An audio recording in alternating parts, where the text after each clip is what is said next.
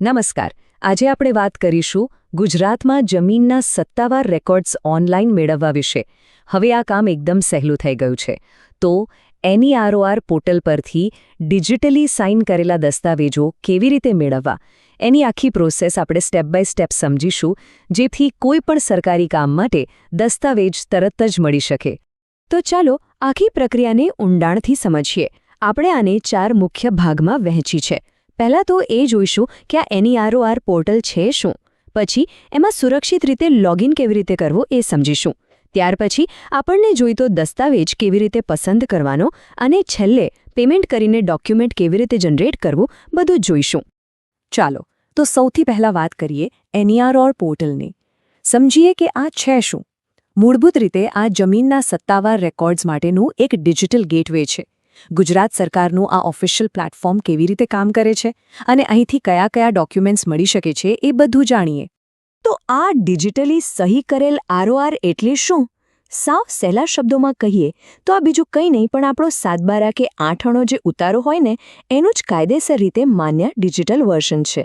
એના પર digital signature હોય છે, એટલે તમે એને લોન માટે, કોઈ સરકારી યોજના માટે કે બીજા કોઈ પણ ઓફિશિયલ કામ માટે વાપરી શકો છો. એ પૂરેપૂરું વેલિડ ગણાય. સારું, તો હવે આપણે પ્રોસેસના પહેલા તબક્કા પર જઈએ છીએ, જે છે સિક્યોર એક્સેસ અને ઓથેન્ટિકેશન. એટલે કે સિસ્ટમમાં સુરક્ષિત રીતે એન્ટર કેવી રીતે થવું, ચાલો એ જોઈએ. સૌથી પહેલાં તો આ 3 સિમ્પલ સ્ટેપ્સ ફોલો કરવાના છે. તમારે જવાનું છે nero.gujarat.gov.in પર. ત્યાં હોમ પેજ પર જ તમને ડિજિટલી સહી કરેલ RORનો ઓપ્શન દેખાશે. બસ એના પર ક્લિક કરીને લોગિન પ્રોસેસ શરૂ કરવાની છે. એકદમ સીધું અને સરળ. અચ્છા, સિક્યોરિટી માટે અહીં મોબાઈલ OTP વેરિફિકેશન કમ્પલસરી છે. તમારે તમારો મોબાઈલ નંબર નાખવાનો, પછી સ્ક્રીન પર દેખાતો કેપ્ચા કોડ એન્ટર કરવાનો અને પછી જે OTP આવે એ સબમિટ કરવાનો. આનાથી એ પાક્કું થાય છે કે તમારા સિવાય બીજું કોઈ તમારા નામે દસ્તાવેજ ન કઢાવી શકે. ઓકે, તો એકવાર તમે સિક્યોરલી લોગિન કરી લો એટલે બીજો તબક્કો શરૂ થાય છે, અને એ છે તમે જોઈતા દસ્તાવેજની પસંદગી કરવાનો. ચાલો જોઈએ કે આપણી જમીનનો સાચો રેકોર્ડ કેવી રીતે શોધી શકાય. આ પોર્ટલ પર તમને અલગ અલગ પ્રકારના ગામના નમૂના મળી જશે, જેમ કે ગામ નમૂનો નંબર 7, નંબર 12, 8A અને 6. તમારી જરૂરિયાત પ્રમાણે તમે આમાંથી કોઈપણ ડોક્યુમેન્ટ સિલેક્ટ કરી શકો છો. જરૂરી રેકોર્ડ શોધવાની પ્રોસેસ પણ એકદમ સિસ્ટમેટિક છે. જો તમારે પહેલાં જિલ્લો પસંદ કરવાનો, પછી તાલુકો અને પછી ગામ. આટલું કર્યા પછી ખાલી સર્વે નંબર કે ખાતા નંબર નાખીને ગામ નમૂનો ઉમેરો પર ક્લિક કરી દેવાનું. બસ આટલું જ.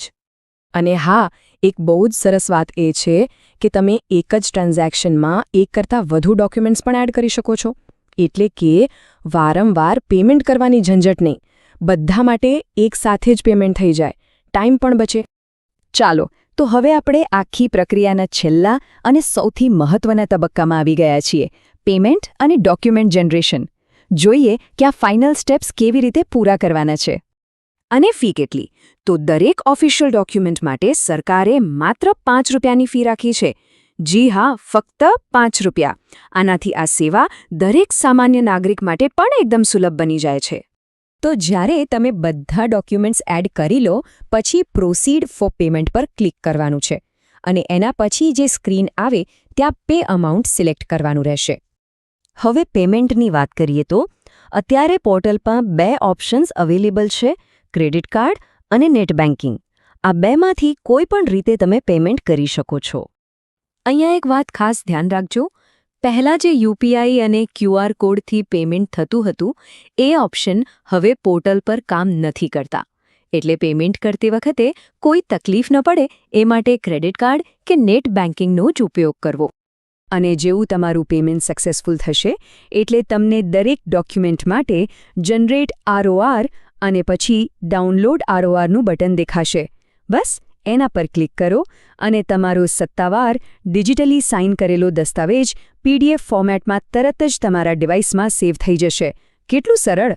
તો આ આખી પ્રોસેસ જોયા પછી એક સવાલ મનમાં જરૂર આવે કે જ્યારે કોઈપણ સરકારી દસ્તાવેજ દરેક નાગરિક માટે આટલું સહેલાઈથી અને આટલા ઓછા ખર્ચે ઉપલબ્ધ થઈ જાય, ત્યારે એની આપણા શાસન અને પારદર્શિતા પર કેટલી મોટી અને સકારાત્મક અસર પડી શકે છે. આના પર વિચારવા જેવું ખરું.